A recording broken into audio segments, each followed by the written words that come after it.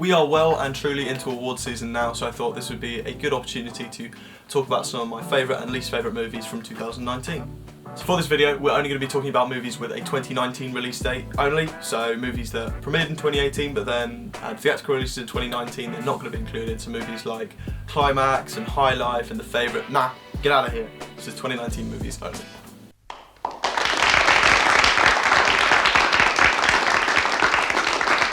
I think 2019's been a really good year for male performances. We've had some really good stuff. Just off the top of my head, we've got Shia LaBeouf in Honey Boy, we've got Brad Pitt and Leo DiCaprio in Once Upon a Time in Hollywood, Jonathan Pryce and Anthony Hopkins in The Two Popes, we've got the whole cast of The Irishman, Al Pacino, Robert De Niro and Joe Pesci are all fucking phenomenal in that.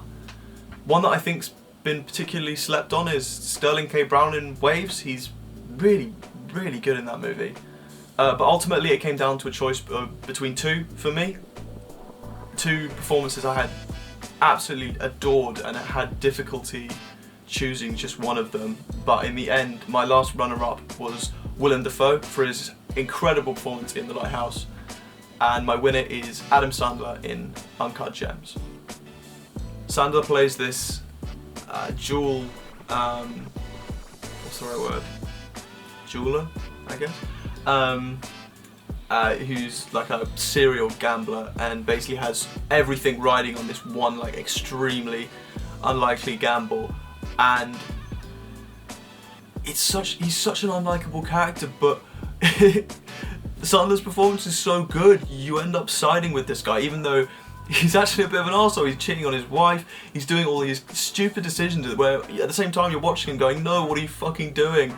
But at the same time you're rooting for him because he's just so likeable, and there's just something about how charming he is in this movie. I honestly think this shows that when Sandler's given the right material, he can be a force of nature. He's fucking incredible in this movie, but in most of his shit he's just awful. Honestly, Adam Sandler, hats off to you, man. You done good stuff this year. Well done.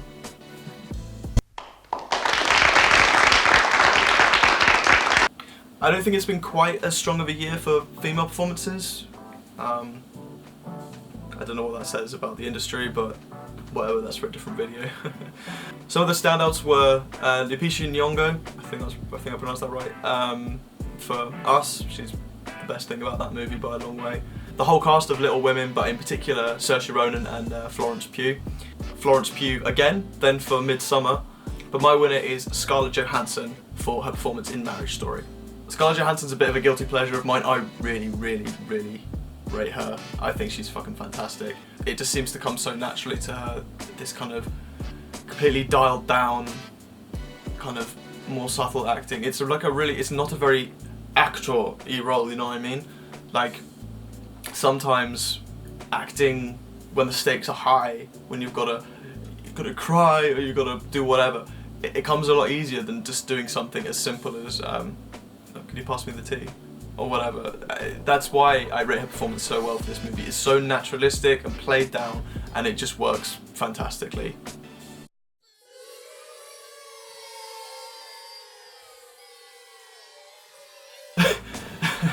So for this category, I thought about giving it to just the entire cast of Six Underground, because that movie fucking stinks and the acting is quite literally porn level for a lot of it. But then I remembered Cats, so yeah, my worst performance of the year goes to, it's a shared award for James Corden and Rebel Wilson for their roles in the abortion that is Cats 2019.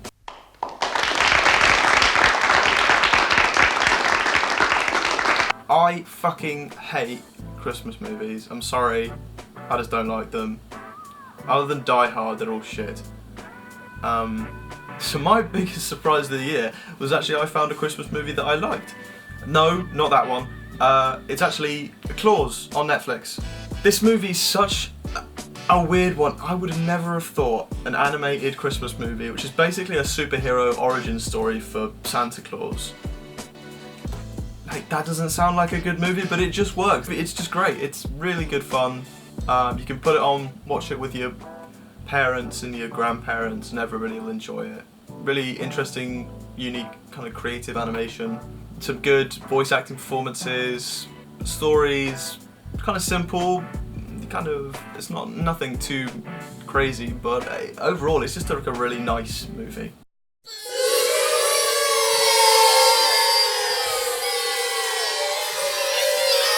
There are a few movies that came to mind when I thought of this category, but in the end there was only one option. It had to be Us. So after Jordan Peele's directorial debut with Get Out, which was pretty great, it wasn't perfect. There were like some few things that I had kind of issues with. Most of them I kind of put down to studio interference. So for his follow-up picture, I thought he's won a fucking Oscar for the screenplay, he's got nominated for Best Picture. He's going to have more freedom, he's going to be able to do what he wants, he's going to be able to be more creative without the studio cramming in these stupid jump scares and shit. What we got, however, was just a complete nonsensical mess that's absolutely completely full of plot holes. The movie kind of can't decide whether it wants to go full on sort of like allegorical like symbolism or realism, and then it just goes in the middle where at this point where it's not realistic, so it's just full of plot holes, but then also like the allegorical stuff just doesn't make sense anymore. But at the same time, this movie's got like an 81 on Metacritic and people seem to like it, so maybe I'm wrong? I don't know, just my opinion. I don't hate the movie. I don't think it's a bad movie at all, I just don't think it's good. I think it's kind of bang fucking average in the middle. I kind of like the first third when they're just kind of building up the relationship dynamic between the family. I thought that stuff was kind of interesting. And the first time you see like the doppelgangers is really interesting as well, but after that, well, as soon as they come into the house and they start doing all this stupid shit, like the fucking stupid talking and the fucking... I'm not even gonna... I thought about trying to do the noise that they make in the movie, but then I thought better of it.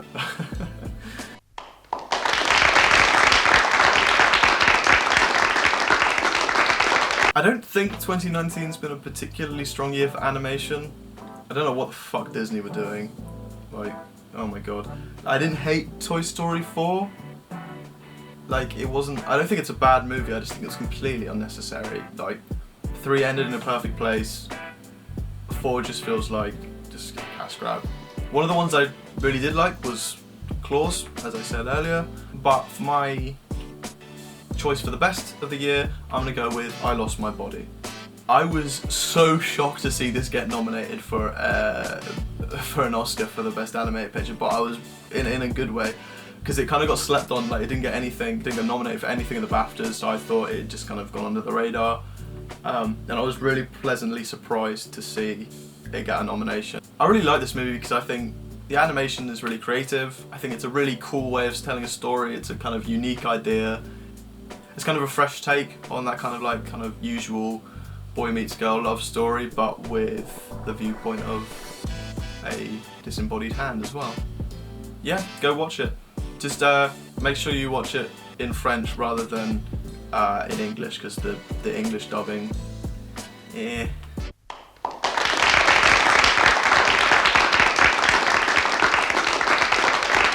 I really love foreign film, and so it's a point of deep personal shame that I have to admit I have not seen a single one of the movies nominated for Best Foreign Language Picture at the Oscars this year.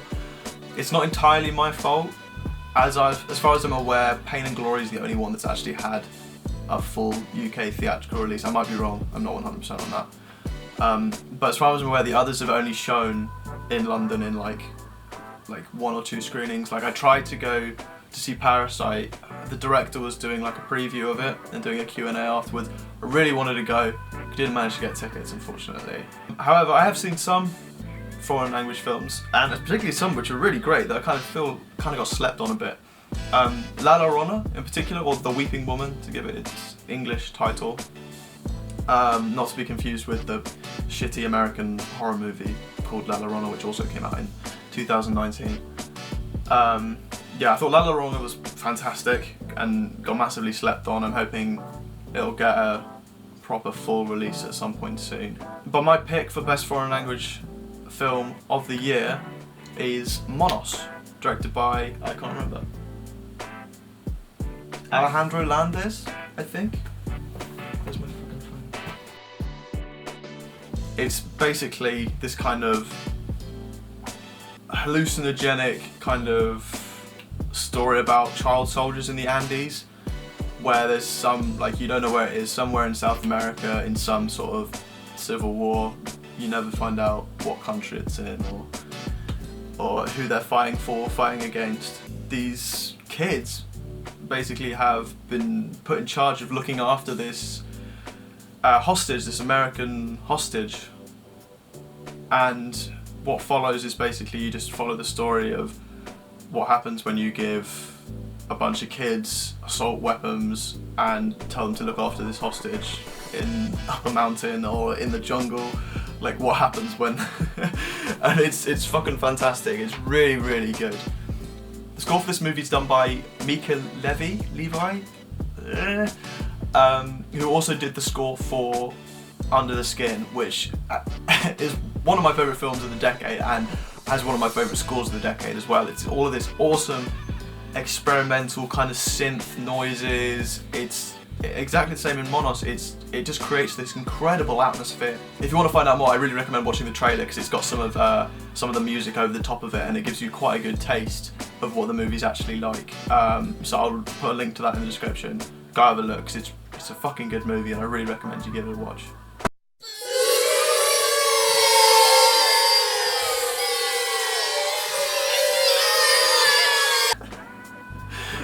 This should just be called the Joker Award, shouldn't it? Look, I don't hate the movie. I actually quite like it. I actually think it's kind of great for all its flaws. It has got a lot of things about it which are admirable and interesting.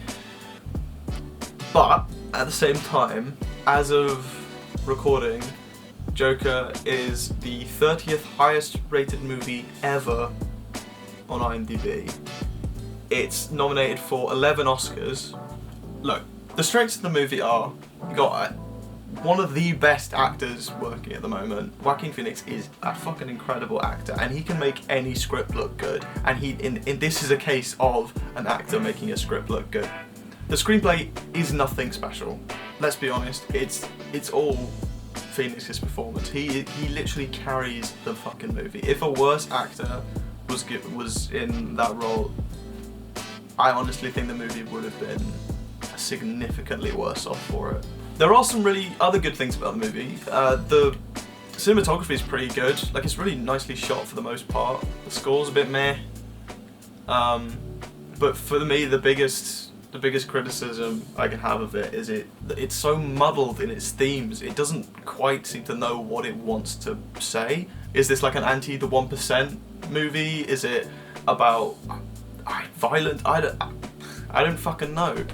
I think the best example of this is that scene towards the end with the Joker and Robert De Niro's character where they're on the talk show just talking to each other. If you actually listen to what they're saying, it's so surface level, the kind of say, yes, the world's bad, oh, you don't care about me, oh, you're only up here so you can laugh at me. It's so surface level, there's nothing deeper going on. I can't help feel that this movie has just been blown way out of proportion. The fucking media response to this movie is been a complete fucking mess. It's so funny. A few hundred people saw it. The reviewers fucking loved it, gave it 5 stars, it won the Golden Lion. Then you get all of these fucking clickbait news articles saying it's about like incel violence and whatever, and it's dangerous and it's gonna promote killings and shit, which is just a complete load of nonsense, because then the movie comes out and it's not this like alt-right propaganda piece, it's the complete opposite, it's like an anti the 1% story.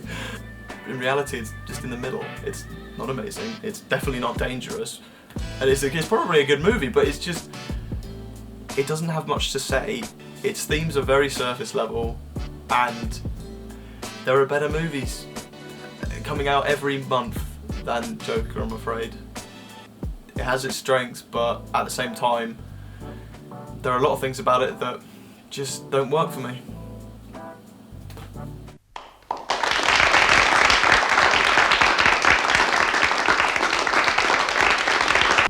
Got a few runners up for this one. So first we have Uncut Gems.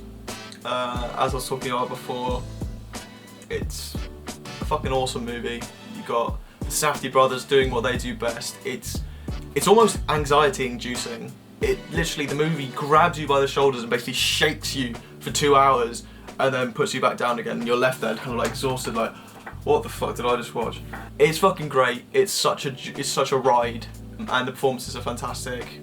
The Safdie brothers are definitely directors to watch, because so far I've seen 2 of their movies and they've both been fantastic, and I really can't wait to see what they do next.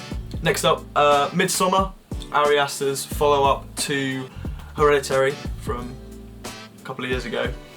I think this is better than Hereditary. I love Hereditary, but I think this, as an overall piece, I think it's better shot. I think the themes are kind of a bit more clear, because essentially the whole point of Midsommar is that it's actually an analogy for something else. I won't say what that is in case you haven't seen the movie. Yeah, it's an analogy for something else, but within this kind of bizarre, creepy fucking horror movie. If it was a little bit shorter, I think just a little bit, because it is a very slow burn.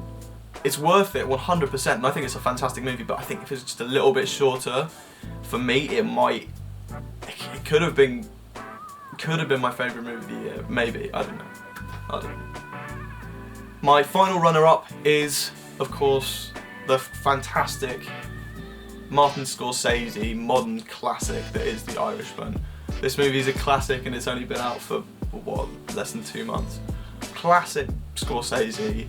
It's the best movie he's made since like Goodfellas and the like 1990 or whatever that movie came out. It's Martin Scorsese doing what Martin Scorsese does best, with a familiar cast of faces. Joe Pesci in probably my favourite role ever from him. It's almost the complete contrast to his character from Goodfellas, where he's like the hothead. In this one, he's much more calm and soft. He reminded me of Marlon Brando in The Godfather. He's kind of that much more like quieter, softer spoken kind of, I'm in control, I'm in charge. Whereas Stephen Graham, who's one of my favourite actors of all time, kind of takes the role of Joe Pesci's character. He's kind of the more hot-headed one in the group. The ending to The Irishman is fucking devastating, and it is perfect. And for me, it is the ending that made me love this movie as much as I do. Fucking hell, I actually fucking had a tear roll down my cheek. Like Midsommar, it's a slow burn, but unlike Midsommar, The Irishman earns every fucking second of it. You should cut anything out. I think it's brilliant. It's a rare example of a movie that's that long, earning its length. If you haven't seen it, what the fuck are you doing? It's on Netflix. Go watch it. If you need to take a break, pause it about an hour, 45 in, go away 15 minutes, come back, watch the other half. Yeah, you won't regret it. It's amazing. And finally, my favourite movie of the year. What could it be? Of course, it's The fucking Lighthouse. I fucking love The Lighthouse so much. Roger Eggers is a director who I've seen The Witch, and I fucking love The Witch. I've got it on DVD somewhere. I fucking love this movie as well. I actually do feel like it's a little bit underrated. I think it's fantastic. I love the authenticity with the dialogue. I think that's one thing that really separates Roger Eggers as a director, is this use, for those of you who don't know, he uses authentic language so both of The Witch and The Lighthouse, they're both period pieces. The Witch set in, I think, the 1600s, The Lighthouse in the, I think, late 1800s, I think. But they use period and geographically accurate dialogue and accents and dialects. For The Witch, the dialogue is written in a way very similar to how people back then would have spoken, because they studied manuscripts and sort of other written pieces from that time period and used it to basically write the screenplay. And they did exactly the same thing for The Lighthouse, with kind of logs and journals of actual lighthouse keepers from that period. It's that kind of attention to detail is one of the things I love about movies. I love it when people put the extra effort in, because it really does make the difference between a good movie, a great movie, and something like The Lighthouse, which I would consider a contemporary masterpiece. Genuinely, I think it's a masterpiece. I can't wait to see it again when it finally comes out in the UK at the end of January. Yeah, I was lucky enough to actually see this at London Film Festival. The tickets sold out straight away, but luckily they added another screening on because it was so popular, and I, thank fuck, managed to get a ticket for that. I should probably talk a bit about the actual movie itself, shouldn't I? So yeah, it's a psychological horror about two lighthouse keepers played by Robert Pattinson and Willem Dafoe. Both do an incredible job. They're basically trapped on this island with nothing to do but work, and they basically slowly go crazy, and it's such an enjoyable ride. You got some really awesome kind of thematic things. So the lighthouse that they're living in, the state of the lighthouse kind of reflects the character's mental state. So when you get there, it's sort of fine, but then slowly as the movie goes on, it gets battered and destroyed and messy, and by the end of the movie it's just complete chaos, completely, which reflects the characters basically completely losing it. It's fucking beautiful as well. I was really glad to see it get nominated for something at the Oscars, because I thought it was just going to get completely slept on, because it's a horror movie and it's made by A24, and for some reason a combination of those two means you can't get an Oscar nomination for whatever reason. But this luckily did. It got nominated for Best Cinematography, which I think it thoroughly deserves. It's all shot in black and white with a 4:3 aspect ratio. I might be wrong. I might have got that wrong. But anyway, square aspect ratio. And what makes it look so beautiful is the lighting.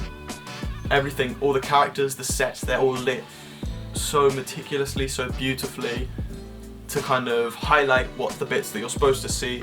It just looks gorgeous. I'll admit, it's not a movie for everyone. I think a lot of people would not like this movie. Your mum probably won't like it. Your dad might like it, but he'll probably think it's a bit arty. Your girlfriend will... No, it's probably sexist, I probably shouldn't say that. If you're in the UK and you haven't seen it yet, it comes out on the 30th of January or the 31st of January, I can't remember which. Go give it a watch, because it's unique. It's unique. You won't have ever seen anything like it, and to be honest, I don't think you'll ever will see anything quite like it ever again. And that is that. Thank you so much for watching. It's gone on for a bit longer than I thought I would, but I hope you enjoyed, and I'll see you in the next video. Cheers.